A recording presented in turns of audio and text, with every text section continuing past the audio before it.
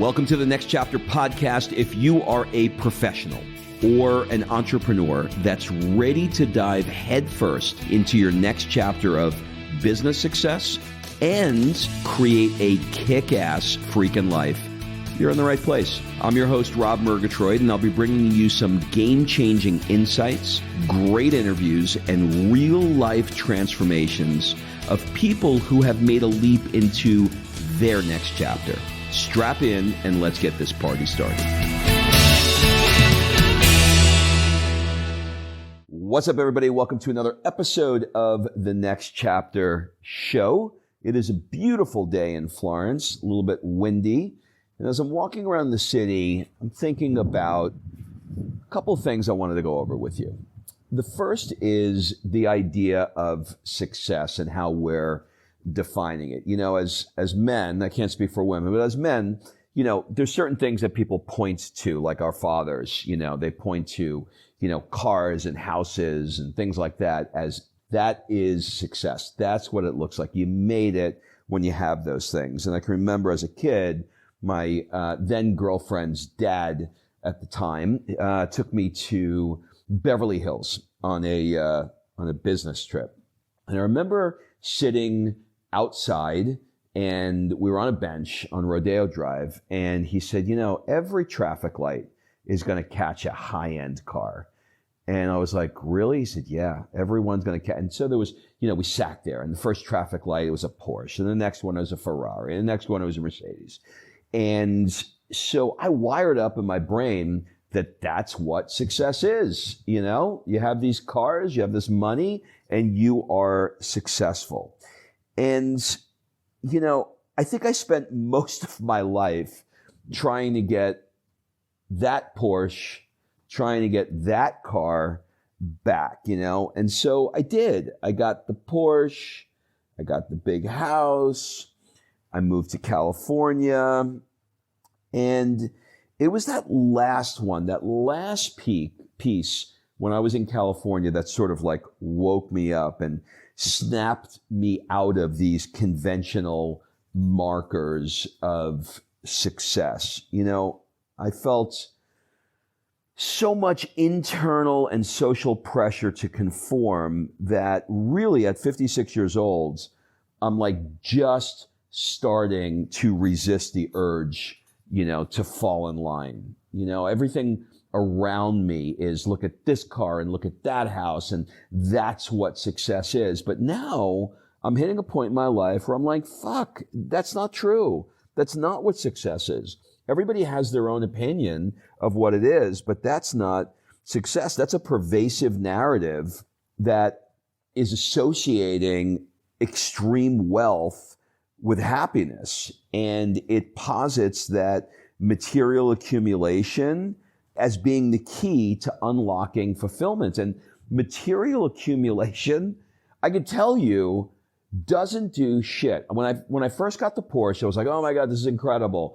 And I really wound up, like, you know, I used to joke that I'd get, you know, for every wow I got, it cost me $100. You know, at the time, my lease was probably like, you know, $1,500 a month.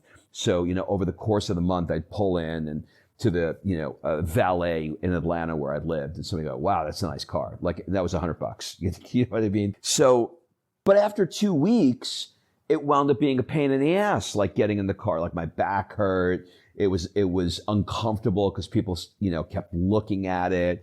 You know, 16-year-olds would try and race me in the street. Instead of just valeting it, the valet wanted like $20 because he wanted to park it in the front. And I started to realize that, oh my God, this is not success. This is just us being tied to the ego. And countless people have ventured down this path and discovered that it does not deliver on its promise. You know, despite these testimonials, we continue to be swayed by this message's power. You know, like people come back and they're like me, like right now saying, it isn't so. It doesn't do shit. It doesn't do anything. And yet we are still triggered to want to do it more. Now, I can tell you that living in Italy that has really assuaged that trigger a lot, because the people around me, maybe it's because the country's 2,000 years old. I don't know. The people around me have hit a point where they're like, fuck it. Like, no, I'm not, like, we're not doing this anymore. We don't care about this anymore. And they care about a tomato. They care about olive oil. They care about gelato, but they don't care about that. And so it has really, really helped me not being around that environment. I could tell you that when I was in LA, it was torture. I always felt like I was not enough. I always felt like I needed to be more.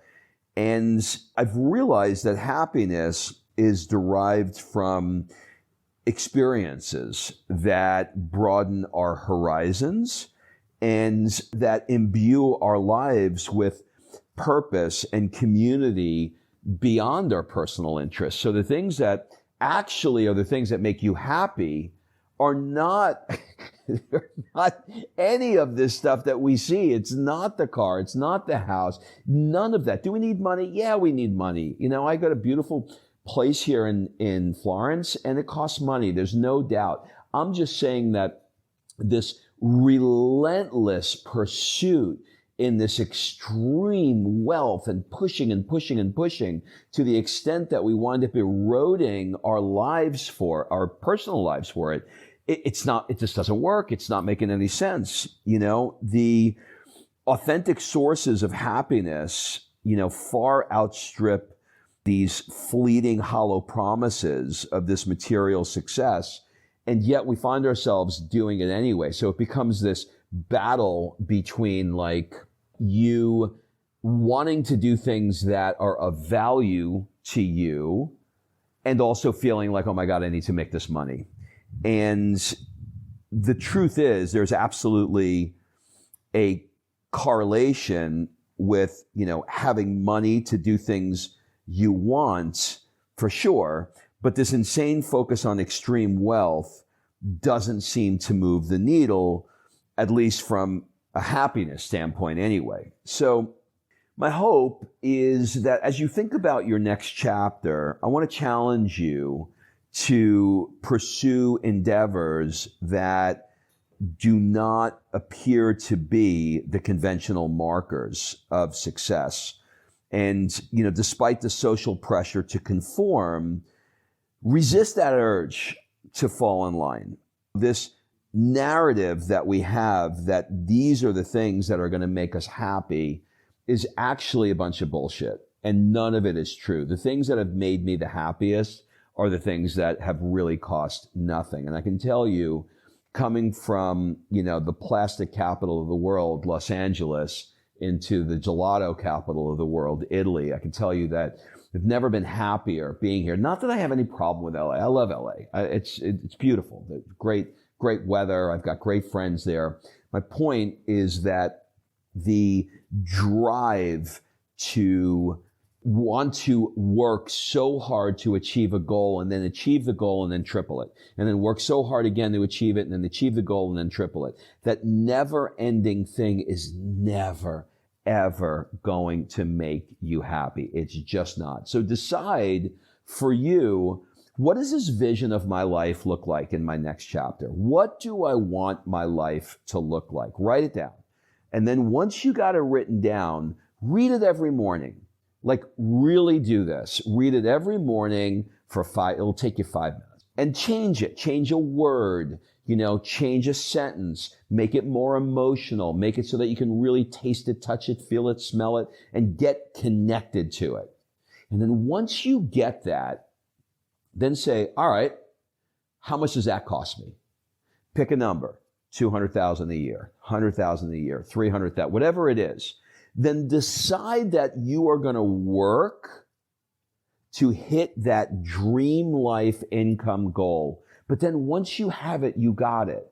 And don't keep tripling it so that you can make 10 million and 20 million and 30 million and 40 million. What is 10 million going to do that what is 20 million going to do that 10 million can't? What is 1 million going to do that 2 million can't? At some point, it becomes an addiction, and you're not doing it because you want to have a better life. You're doing it because there's something somewhere inside of you that is not recognizing what true happiness actually is. So give it a shot. Let me know what you think about it. Okay. Have a great one, everybody. See you next week.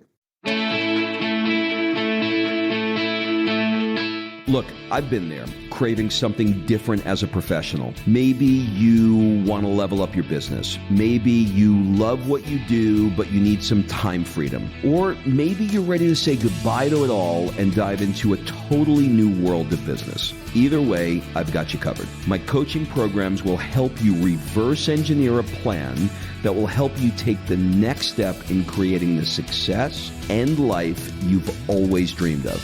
In the show notes, you'll see a link for a one-on-one coaching as well as group coaching. Just hit up one of those links in the show notes and we'll jump on a free discovery call.